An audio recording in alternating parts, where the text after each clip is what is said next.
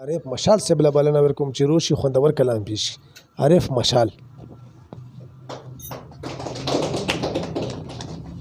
دا شی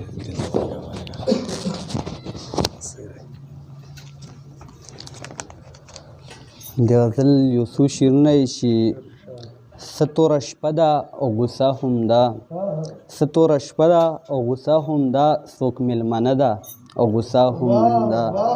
مننه. څه توره شپه ده او غوسه هم ده، څوک مېلمنه ده او غوسه هم ده. خپله خو وایي د بل چرته اوري، خپله خو وایي د بل چرته اوري، جوړې کڼه ده او غوسه هم ده. مننه. خپله خو وایي د بل چرته اوري، جوړې کڼه ده او غوسه هم ده.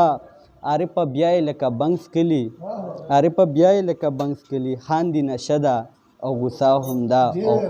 او د غزل مطلب داسې زوړ غزل دی چې دا څوک دی چې قتل د سرکار کړی دی، دا څوک دی چې قتل د سرکار کړی دی، په خپل کور کې دننه چا غدار کړی دی.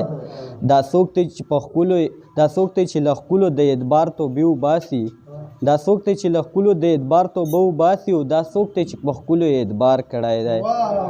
او کاروان ته مخکې ځي او دی په لار باندې زنګېږي، کاروان ته مخکې ځي او دی په لار باندې زنګېږي، ته ګوره کنه شیخ چل د هوښیار کړی دی.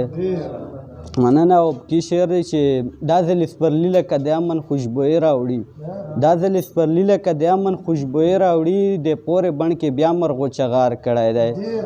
او سړیره مو د پس مې دی لیدلی یارې باره، سړیره مو د پس مې دی لیدلی یارې باره، او سړیره مو د پس مې دیدار کړی دی.